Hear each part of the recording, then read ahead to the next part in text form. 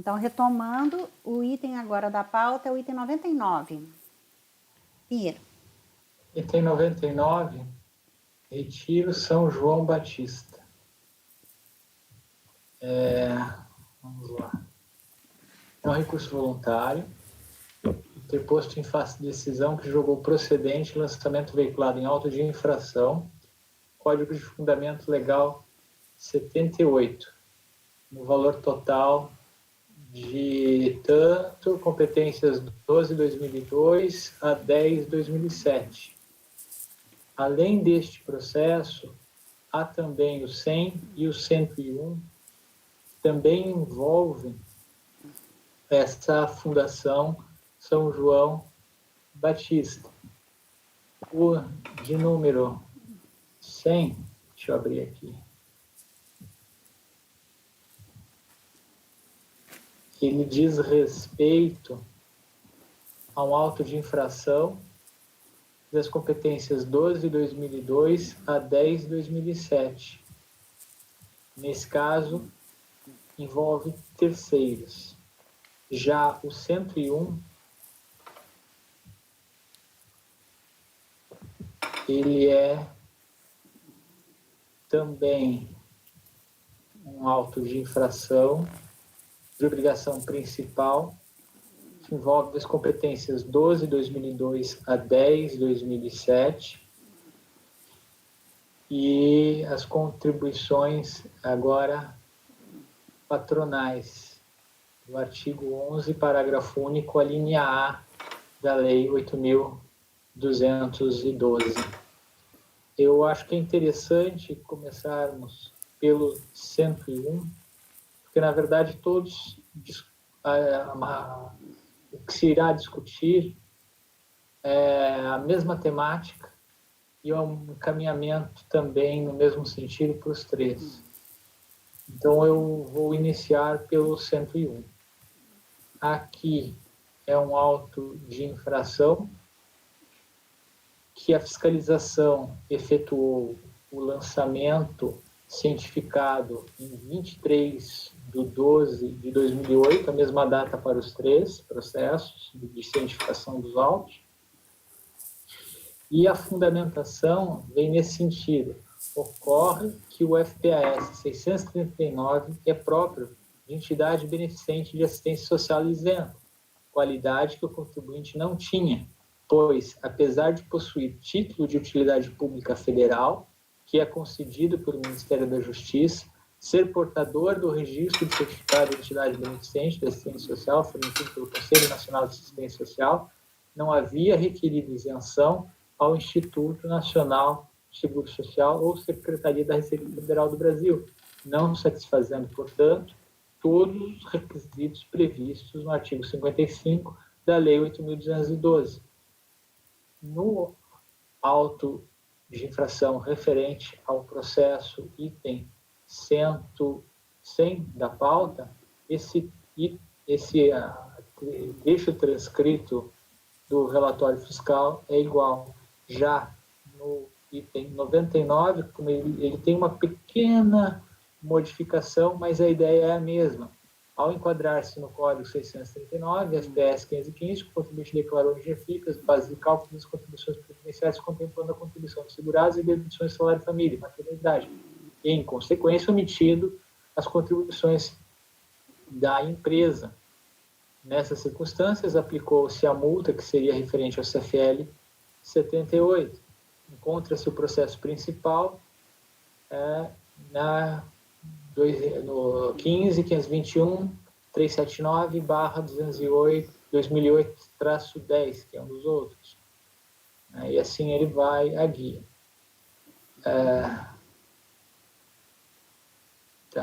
Então, há uma vinculação aqui ao processo principal, no mesmo sentido também, portanto, da isenção, não em razão de não ter sido feito o pedido, o requerimento de isenção ao INSS oportunamente. Na impugnação, eu transcrevo aqui os tópicos de alegações, a seguir as emendas do acórdão de impugnação, Resumo também as razões recursais, vou discorrer sobre tempestividade, a isenção, conforme documentação acostada, a isenção foi requerida ao órgão competente, não sendo deferido o pedido por inércia do próprio órgão e até a presente data, o pedido não foi analisado e atendido geraria efeitos ex tunc desde 2002.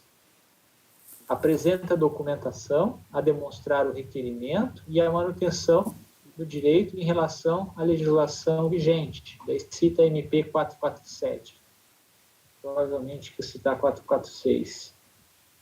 Reiteração, no mais, reitera os argumentos adduzidos em sede de impugnação. Foi feita inicialmente uma resolução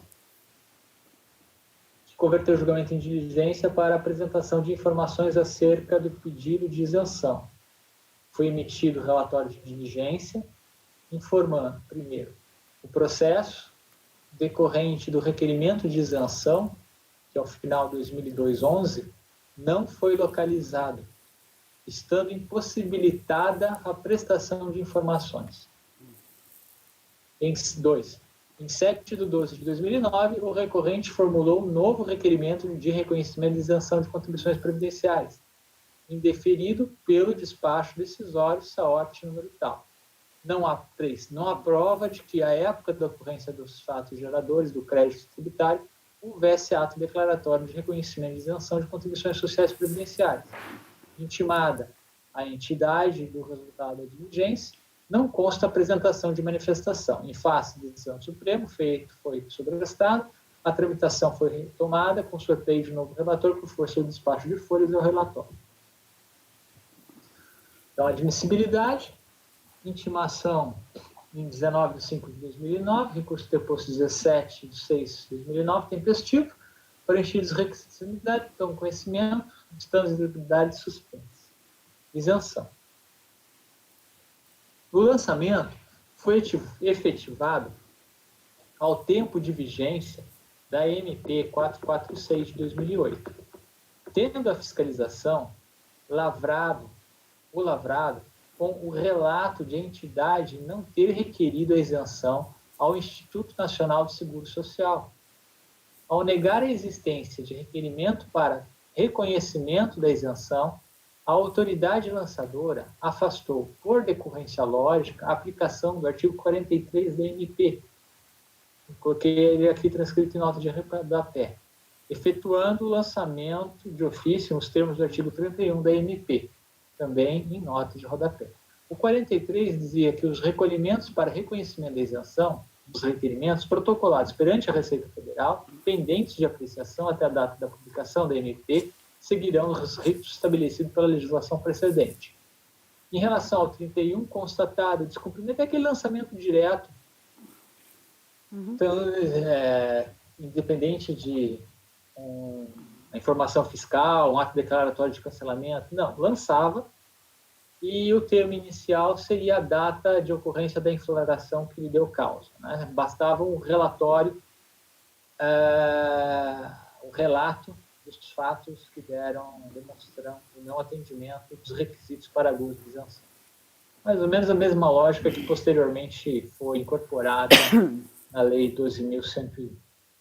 Diante da prova de que requerimento para reconhecimento da isenção fora protocolado em 9 de 5 de 2002, o voto condutor do acórdão de impugnação manteve o lançamento, argumentando que o simples pedido de isenção, efetuado em 9 de 5 de 2002, não autorizava o gozo da isenção. Seria necessário o deferimento do pedido. Em face da resolução de 2014, a Receita esclareceu que não há como se prestar informações acerca do requerimento protocolado em 9 de 5 de 2002, em razão de não se ter localizado o processo e que não haveria prova de ato declaratório de reconhecimento de isenção para o período objeto do lançamento, sendo que teria a entidade protocolado novo requerimento em 7 de 12 de 2009, indeferido em 2012. A conclusão de não haver prova da emissão de ato declaratório de reconhecimento de isenção para o período objeto do lançamento, aparentemente, foi extraída da circunstância de a Receita Federal não ter localizado o processo, que é 2002-11. Além disso, não considero que se possa presumir o indeferimento do pedido de isenção constante do requerimento de 2002 ou a renúncia tácita ao requerimento de 2002, em razão de a entidade ter protocolado um novo requerimento de isenção em 7/12/2009. Eis que, nesta data, já vigorava a Lei 12.101, a não mais exigir requerimento de isenção, estando revogado o artigo 55, parágrafo 1º da Lei 8.202. O relatório de diligência é omisso quanto a uma reconstituição, restauração do processo de 2012, que é o 2002-11, a partir das peças oferecidas pela empresa, né? O pedido de a tela CIPT de protocolo, CIPS, né? CIPS de protocolo, o requerimento, o documento que foi encaminhado junto com a documentação. De qualquer forma, que são esses que eu cito as folhas, 78 e 104. De qualquer forma, a solução da presente lide não demanda nova conversão do julgamento em diligência, para se verificar se o processo 2002-11 foi reconstituído e, uma vez reconstituído, restaurado, enfim, teria sido ou qual será o resultado do processamento do pedido formulado no processo, a partir do requerimento e anexos protocolados em 2002. Estes, aparentemente, os únicos elementos disponíveis do processo, em face do informado no relatório de diligência. Houve requerimento de isenção. Logo, o motivo do auto de infração deveria ser diverso. Isso fica evidente quando o voto condutor do acórdão de impugnação, para sustentar a procedência em parte do lançamento, altera o motivo veiculado no relatório fiscal, afirmando não ser possível o autoenquadramento da entidade como isenta, enquanto pendente pedido de isenção, ou seja, sem estar amparada por ato declaratório de isenção. Não cabe à autoridade julgadora alterar um motivo eleito pela autoridade lançadora ao efetuar a constituição de ofício do crédito tributário. Ao assim proceder, a decisão de primeira instância extrapola sua competência e cerceia o direito de defesa. A realidade dos fatos pode, até certo ponto, ser obscura, em razão do desaparecimento ou extravio do processo de 2002. Contudo, o conjunto probatório constante dos autos é inequívoco quanto a ser falsa a afirmativa de que não havia requerimento de isenção ao Instituto Nacional de Seguro Social ou Secretaria da Receita Federal do Brasil. Desde a impugnação, a entidade assevera e demonstra que protocolou o requerimento para reconhecimento da isenção, ou seja, sustenta a falsidade da impugnação e de não ter requerido a isenção nos termos do artigo 55, parágrafo 1º, sendo falso o motivo apresentado como fundamento enfático do lançamento de ofício, impõe-se a declaração da nulidade do auto de infração. O ofício em questão atinge a materialidade do ato, uma vez que o saneamento demandará a adoção pela autoridade lançadora de um motivo diverso do constante na presente autuação, a afastar a aplicação do artigo 173.2 do CTN. Exposto, voto por conhecer do recurso voluntário e dar-lhe provimento para declarar a nulidade do auto de infração por vício material. E, como eu disse, esse entendimento ele se aplica tanto ao 101, que eu acabei de ler, quanto ao 100, uma empresa, outra, e o 100 é terceiro, quanto ao CFL 78, que seria a correlata infração de GFIP, que o fiscal constituiu aqui, né, nessa mesma linha. Uhum. Então, o resultado dos três você está propondo o mesmo, né? Sim. Dá provimento, declarar nulidade do auto de infração por vício material. André. Só um ponto. Pode falar. Eu não... Em relação ao outro processo, é um pouco diferente, o 99. Eu fiz um pouco diferente. Deixa eu verificar, agora eu me confundi. Pode falar, Matheus. A expressão falsa, eu não sei se é uma expressão muito adequada, né? Porque falso sugere uma falsidade, talvez incorreta, né? Não corresponde à realidade? Não corresponde à realidade, porque falso dá a ideia de falsidade, né? De má E não fé, de né? que não é de má fé, etc. Eu acho, concordo.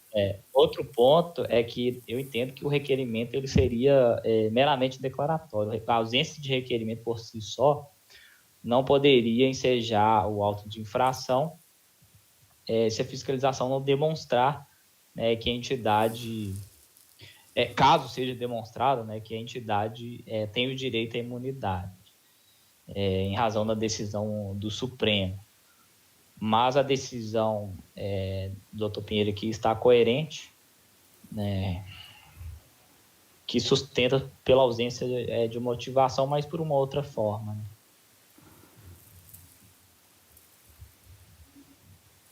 Uhum. O que você ia falar, Pinheiro, do 99? Não, eu tive a impressão que eu tinha feito algo de diferente, mas não, está na mesma linha dos demais. Ok. Então, 99 a 101, né? 99 e 101. Andréia, Acompanho o relator. nos 3 processos, né? Acompanho. Nós estamos julgando os 3 juntos, tá, gente? Acompanha. Raide. Acompanho nos 3. Isso. Então, por unanimidade, dá provimento ao recurso voluntário para declarar a nulidade do auto de infração por vício material. 102, Matheus. 102. CAP Engenharia. Esse aqui, presidente, opa, alguém caiu? Um apoio. Uhum. Esse aqui, presidente, NFLD, emitida contra a empresa, CAP Engenharia, final 2007-19, item 102. Montante de R$82 mil, relativa à contribuição social devida pelos segurados empregados pela empresa, inclusive as destinadas ao SAT e RAT, aos terceiros, no período de 1 de 96 a 12 de 97.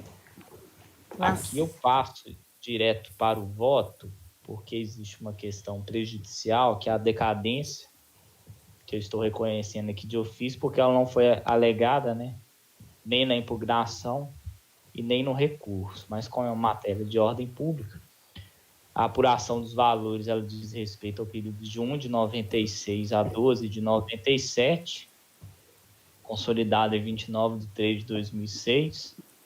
O contribuinte ele tomou ciência em 3 de 4 de 2006 e apresentou impugnação tempestiva em 18 de 4 de 2006.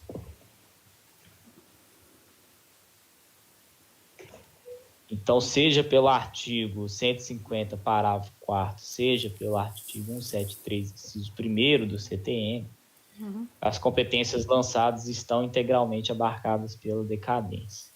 Isso porque, considerando a regra do artigo 173, inciso 1º do CTM, o prazo de decadência para a competência 12 de 97, última lançada, possui como termo de início o primeiro dia do exercício seguinte, aquele em que o lançamento poderia ter sido efetuado, ou seja, 1º de janeiro de 98, de modo que o prazo para o lançamento encerraria em 31 de dezembro de 2002. Considerando a última competência lançada, qual seja 31 de 12 de 97, verifique que o termo para contagem é o dia 1º de janeiro de 98. Dessa forma, a autoridade administrativa teria até 31 de 12 de 2002 para expressamente homologar o pagamento feito ou constituir o crédito tributário suplementar, sendo que o contribuinte ele foi intimado apenas no dia 3 de 4 de 2006. Então, seja pela regra do 173, inciso 1º, seja pela do artigo 150, parágrafo 4º, as contribuições foram fulminadas pela decadência, tendo em vista o transcurso de ambos os prazos.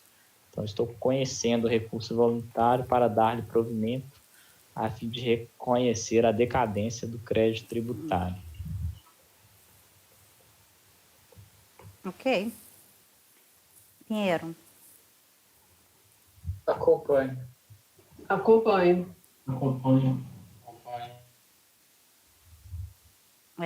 Por unanimidade, então. O próximo é a Andréia. Então, por unanimidade de votos, dar provimento ao recurso voluntário, né? O conhecimento de decadência Isso. fica no seu. Ok. O próximo é o Andréia, item 103. 103. Certo.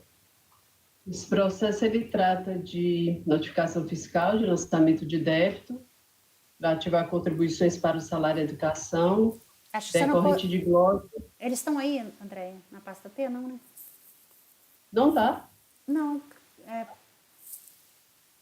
porque esse processo é de amanhã, é de amanhã, a senhora botou só de hoje. Espera aí.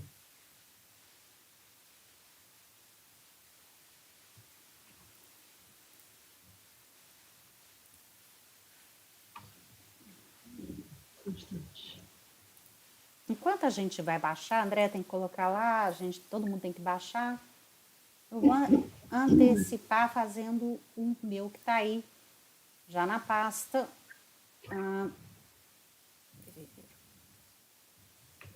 Nossa Senhora, agora eu que estou doida. É porque eu estou lá na pasta CT.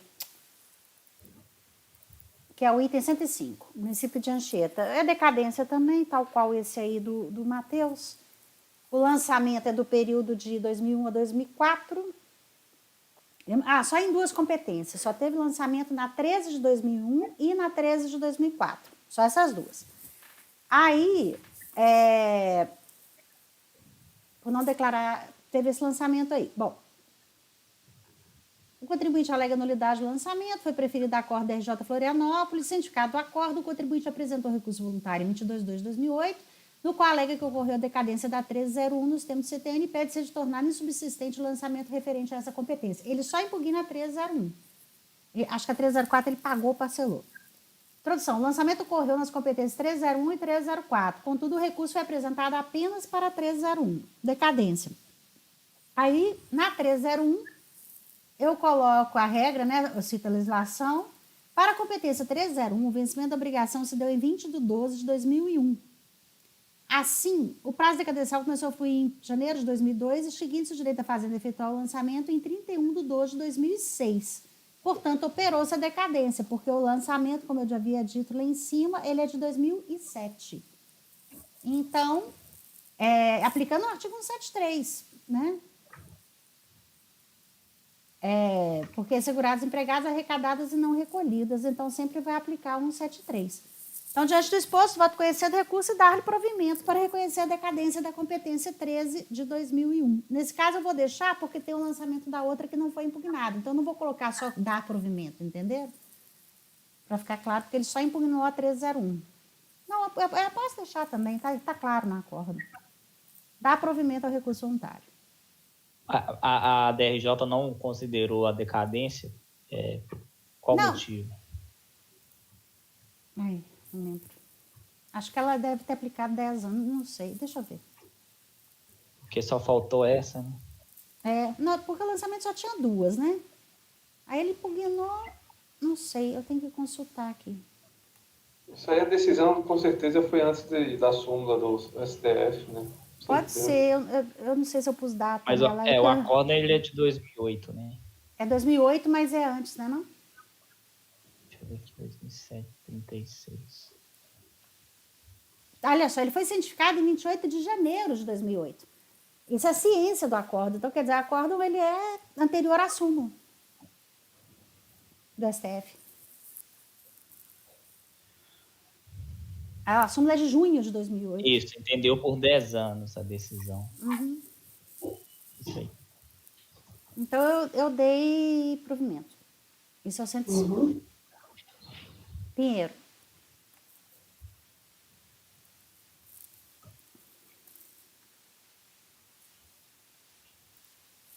Acompanhe. André, Acompanho. Acompanho. por unanimidade, dar provimento. 105. Vamos voltar no da André agora, o 103. Lá na pasta dele. Já está lá, né? Tá. Uhum. Ok. 103 é notificação fiscal de lançamento de débito referente à salário e educação, decorrente de glosas de deduções realizadas a título de indenização de dependentes. De acordo com o relatório fiscal, o FNDE baseando-se nas informações constantes no Sistema de Gestão da Arrecadação, SIGA, verificou irregularidades no recolhimento do salário de educação e, com isso, formalizou representação administrativa à Receita Federal. As empresas optantes pelo Sistema de Manutenção de Ensino Fundamental, SME, deveriam recolher a contribuição social do salário de educação ao FNDE com a dedução dos valores comprovadamente despendidos na manutenção da escola própria ou da indenização de dependentes, até o limite mensal por aluno, fixado pelo Conselho Deliberativo do FNDE. Na modalidade de indenização de dependentes, a empresa reembolsava aos empregados a importância de R$ 126, correspondente ao somatório das indenizações mensais, R$ 121, e faziam jus ao reembolso dos empregados que comprovassem a frequência regular da quitação das mensalidades dos seus dependentes em estabelecimento de ensino particular.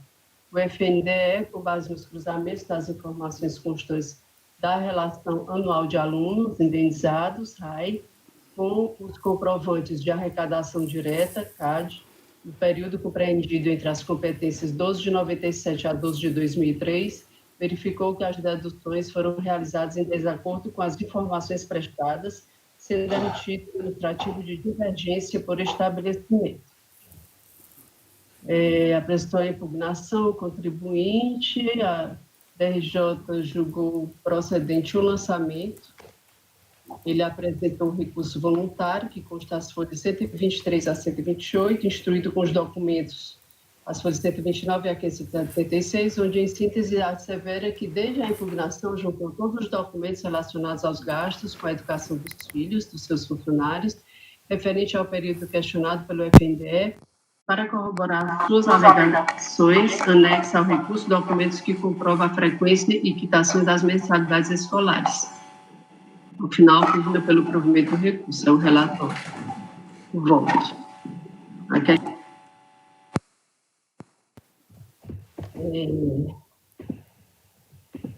No presente caso, o lançamento ele foi realizado sobre a diferença dos valores de contribuições ao salário de educação em virtude da glosa de deduções realizadas a título de indenização de dependentes. Assim, no caso, a empresa, a contagem de prazo decadencial deve observar a regra do parágrafo 4º do artigo 150 do CTN. Dessa forma, dado que o contribuinte foi cientificado do lançamento em 27 de 11 de 2007, deve ser declarada a decadência do crédito tributário nos termos do artigo 150, parágrafo 4º do CTN, referente ao período anterior a 11 de 2002. Com relação ao mérito, para a realização da atividade de lançamento, inicialmente ocorreu um procedimento fiscal emitido a partir de representação administrativa encaminhada pelo Fundo Nacional de Desenvolvimento da Educação, FNDE, à Secretaria da Receita Federal do Brasil. Conforme se verifica do relatório de notificação fiscal de lançamento de débito, NFLD, as empresas optação simples do Sistema de Manutenção de Ensino Fundamental,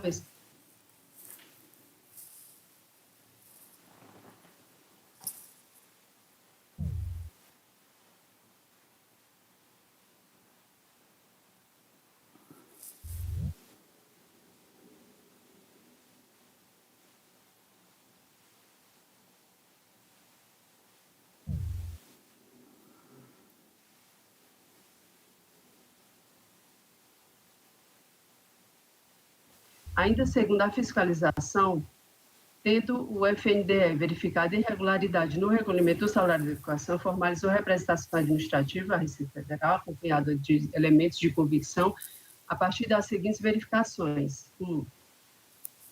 O exame da regularidade das deduções realizadas nas modalidades de indenização de dependentes, baseando-se nas informações constantes no Sistema de Gestão da Arrecadação, SIGA, da autarquia.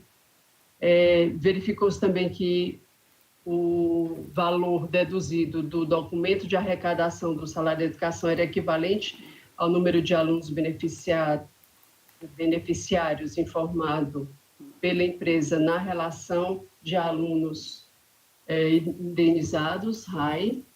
Foi verificando isso, se existia essa compatibilidade e tudo. e nos casos em que não houve a entrega da RAI, os valores apurados pelo FNDE foram integralmente os deduzidos pela empresa no comprovante de arrecadação direta, CAD. Com base no cruzamento das informações da RAI com as deduções realizadas pela empresa no documento de arrecadação, foi emitido o demonstrativo de divergência por estabelecimento, o qual foi anexado à representação administrativa e encaminhada à Receita Federal para a constituição do crédito tributário. Uma vez que as deduções foram realizadas em desacordo com as informações prestadas ao FNDE, cabe realizar o lançamento correspondente à glosa das deduções devidas. O demonstrativo de divergência por estabelecimento com comparativo entre as deduções realizadas e informação dos alunos beneficiados emitidos pelo FNDE consta as folhas 31/32. Então, continuando. Se diz que as empresas optantes pelas deduções de salário e educação na modalidade de indenização de dependência optantes pelo SME deveriam recolher a referida contribuição social ao FNDE com as respectivas deduções dos valores comprovadamente despendidos na manutenção da escola própria ou a indenização de dependentes até o limite mensal por aluno fixado pelo Conselho Deliberativo do FNDE. Referida comprovação deve ser feita a partir da informação por parte da empresa dos beneficiados, alunos indenizados, para que se afira a documentação correspondente à respectiva relação de alunos, sendo que os dados comprobatórios devem ser claros e precisos para que possam, com segurança, com segurança, extrair a verdade material do caso concreto. Com efeito, no recurso voluntário, o contribuinte assevera que, desde a impugnação, juntou os documentos relacionados com os gastos com a educação dos filhos, dos funcionários, referentes ao lapso temporal questionado pelo FNDE e anexa ao recurso documentação relativa à comprovação da frequência regular e quitação das mensalidades escolares. No entanto, cabe ressaltar que, para análise da regularidade da indenização de dependentes através da comprovação semestral de frequência e pagamento das mensalidades em estabelecimentos particulares, necessário se faz que o contribuinte disponibilize quais os alunos beneficiários foram informados pela empresa ao FNDE na relação de alunos indenizados. RAI, a partir da referida relação, fazer a análise da documentação apresentada.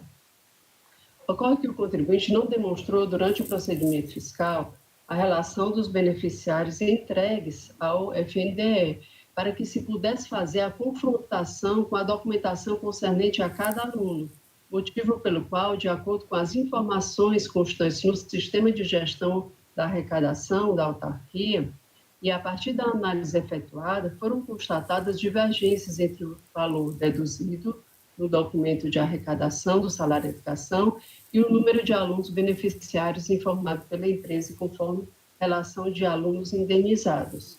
Não obstante a vasta documentação apresentada pelo contribuinte, tanto na impugnação quanto no recurso voluntário, não há o cotejamento da relação de alunos indenizados e os documentos juntados aos autos para a adequada análise do caso concreto.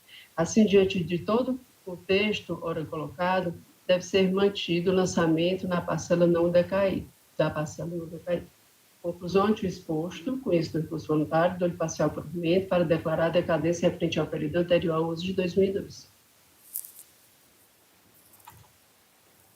Ou seja, até 10 de 2002. Mas a ciência não foi 10 de 2007?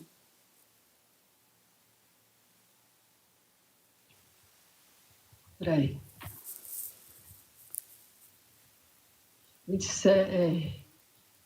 Ciência foi em 27 de 11 de 2007, né? 11? Uhum. É porque você colocou consolidado em 23 do 10 e eu não vi a data da ciência. Consolidado em 23 do 10 e a ciência? Deixa eu ver aqui onde foi que eu botei no meu relatório. No relatório, o contribuinte tomou ciência da notificação de lançamento via correio em 27 de 11 de 2007, página 44. Tá, 27 de 11 de 2007. Então tá. Então a decadência até 10 de outubro de 2002, né? Exato. Ok. Pinheiro.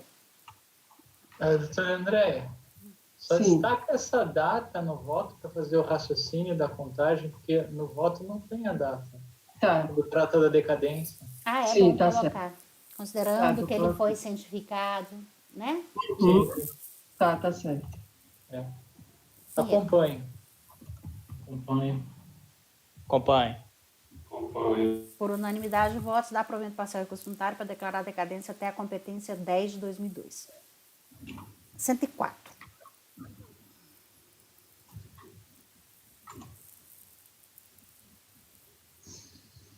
Perdão, está no voto aqui sim. Tá? Está no canto aqui. Quando eu olhei rápido, eu procurei e não achei. Está à esquerda aqui, bem no final. Desculpe. Então, beleza. Tá. 104. É meu? É. Então, deixa eu abrir aqui.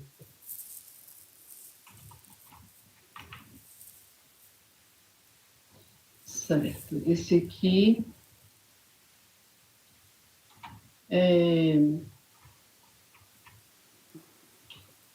trata do requerimento de restituição de contribuições previdenciárias, instruído com os documentos de folha 5 a 108, peticionado pelo contribuinte. Em seu requerimento, o contribuinte informa que exerceu o mandato de vereador no município de Itatira, Ceará, no período de 2001 a 2004, tendo contribuído para o regime geral de previdência social na qualidade de empregado, consoante o artigo 12, inciso 1, a linha H, da Lei 8.212. Em sede de recurso extraordinário, esse dispositivo foi declarado inconstitucional pelo Supremo Tribunal Federal e, como se tratava de decisão de inconstitucionalidade em concreto, seus efeitos, a priori, limitavam-se às partes. O Senado Federal, no exercício da competência atribuída pelo inciso 10, artigo 52 da Constituição, editou a resolução número 26, suspendendo a execução deste dispositivo legal, tornando seus efeitos erga omnes e extinto, ou seja, valendo para todos e retroagindo ao início da vigência da norma declarada. Ao final, requer a restituição da totalidade das contribuições feitas durante os anos de 2001, 2002 e 2003, com base nos valores retidos mensalmente e devidamente corrigidos. Em quadro 2 de 2009, o Serviço de Orientação e Análise Tributária, da Delegacia da Receita Federal do Brasil em Fortaleza, elabora o documento de folha 109, no qual dá ciência ao contribuinte,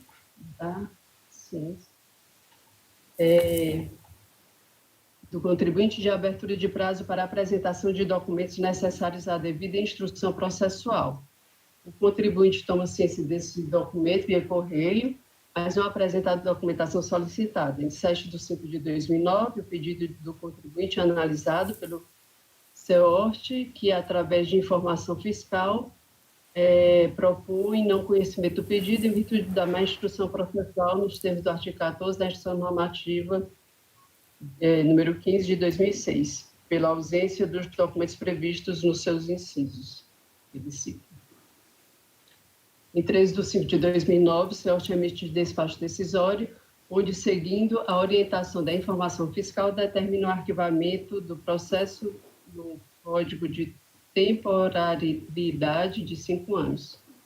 O contribuinte toma ciência do despacho, anexa aos autos uma petição instruída com documentos, onde solicita o desarquivamento, elabora nova informação fiscal, onde reconhece que o CEORT elabora a nova informação, onde reconhece que o contribuinte apresentou novos documentos, mas sugere o indeferimento do pedido. Foi emitido o despacho decisório, acatando o que foi sugerido na informação fiscal, o contribuinte apresenta sua manifestação de inconformidade, o processo foi encaminhado à DRJ, onde, através do acordo que eu cito, julgou no sentido de considerar improcedente a manifestação de inconformidade interposta, negando a restituição pleiteada. Ele tomou ciência, apresentou recurso voluntário, instruído com os documentos, onde, em síntese, assevera que já apresentou os documentos elencados no artigo 14 da Instrução Normativa e afirma não ser cabível a exigência de instrumento procuratório com reconhecimento de firma no âmbito administrativo, afinal, público pelo provimento do recurso. O mérito. Eu falo aqui do pedido de restituição da legislação. A decisão de piso julgou improcedente a manifestação de inconformidade do contribuinte com base nos seguintes argumentos. Primeiramente, reconhece que o documento RRVI-EME foi devidamente apresentado, consoante folha 128, e que a declaração do exercente de mandato eletivo municipal foi apresentada na forma prevista do artigo 127. Entretanto, 2 documentos não foram apresentados na forma satisfatória.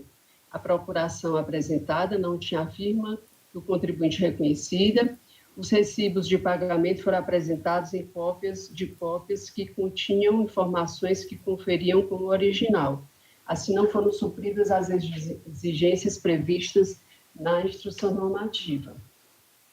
No que tange ao reconhecimento de firma, verifico que a autoridade fiscal não indica dúvida na autenticidade da assinatura do contribuinte, conforme estabelece as leis 4.862/95 e 9.784/99, colacionadas na decisão de piso. Com relação aos recibos de pagamento, a decisão de piso fundamenta a sua negativa em aceitação dos mesmos pelo fato de terem sido apresentados em cópias que continham informações que conferiam com o original. Entretanto, existem outros elementos trazidos aos autos que corroboram com as informações prestadas pelo contribuinte. E, em caso de dúvidas, deveria a autoridade administrativa verificar a compatibilidade das informações com as constantes no banco de dados da Receita Federal e não simplesmente deferir o pedido do contribuinte. Nesse diapasão, cabe registrar que a Lei 13.726 de 2018, publicada posteriormente à decisão proferida pela DRJ, que tem como objetivo racionalizar atos e procedimentos administrativos dos poderes da União, dos Estados, Distrito Federal e dos municípios, mediante a supressão ou a simplificação de formalidades ou exigências desnecessárias ou superpostas, cujo custo econômico ou social, tanto para o erário como para o cidadão, seja superior ao eventual risco de fraude e institui selo de desburocratização e simplificação, determina em seu artigo 3º a dispensa da exigência de documentos, reconhecimento de firma, autentificação de documentos, exigência de prova relativa a fato já comprovado através de outro documento válido nos termos em que estabelece, que eu cito aqui. Com efeito, todos os documentos juntados aos autos complementados com a documentação anexada ao recurso voluntário indicam recolhimentos efetuados pela fonte pagadora. Dentre os documentos juntados estão as folhas de pagamento com os respectivos descontos ao INSS, os recibos de pagamento e as guias da Previdência Social, GPS, do período emitidas pela Câmara Municipal de Itatira, devidamente pagas. O direito material conferido através de decisão do Supremo Tribunal Federal em controle difuso e finalmente estabelecido com efeito erga omnes, a partir da resolução do Senado Federal, número 26 de 2005, não pode ser prejudicado em razão de aspectos relacionados ao reconhecimento de firma na procuração e cópias dos recibos de pagamento.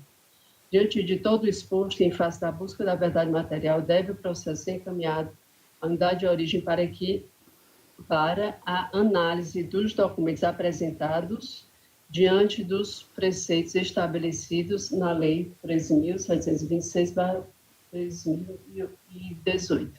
Então, diante do exposto, o por conhecer do recurso voluntário, dá provimento para determinar o retorno dos autos à unidade de origem, para que se proceda à análise do pleito do contribuinte em face dos documentos adunados aos autos, inclusive os juntados no recurso voluntário, e, caso necessário, intime o contribuinte para superar as inconsistências remanescentes que motivaram a improcedência da manifestação de inconformidade.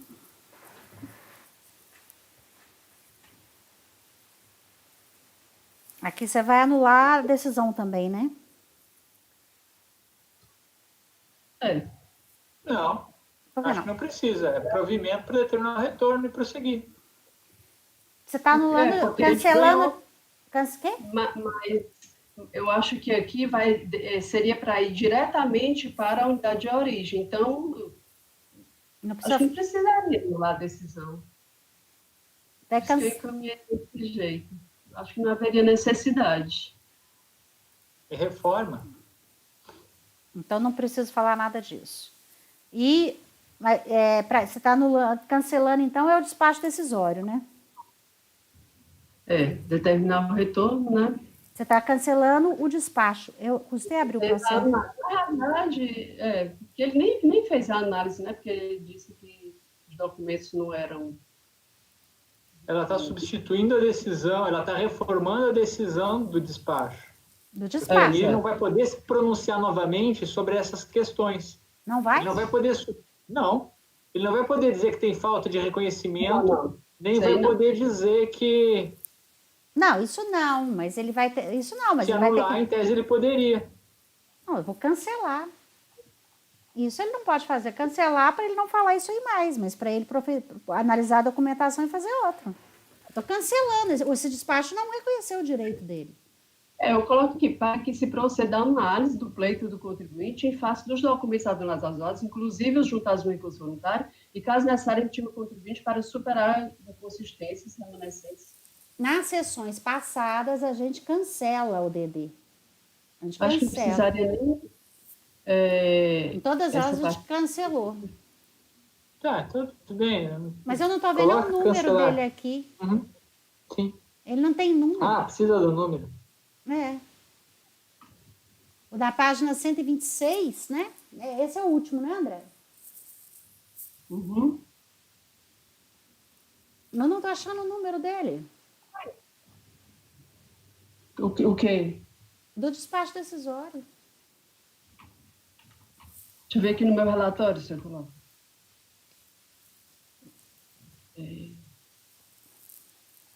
Não, você não põe porque não tem. Eu estou olhando o. A decisória é página 126. Você está na página? Tava. É? É.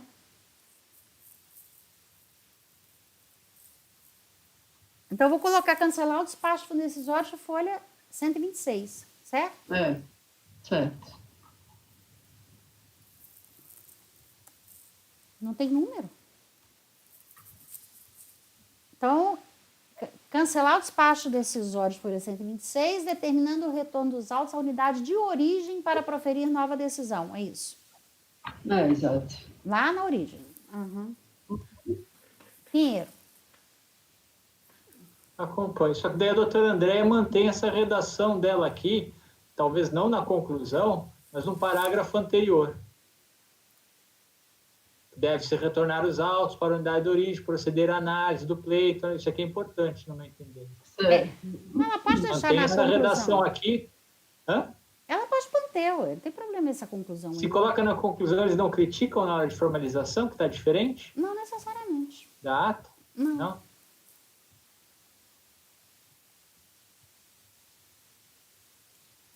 Então, eu resumi da seguinte forma.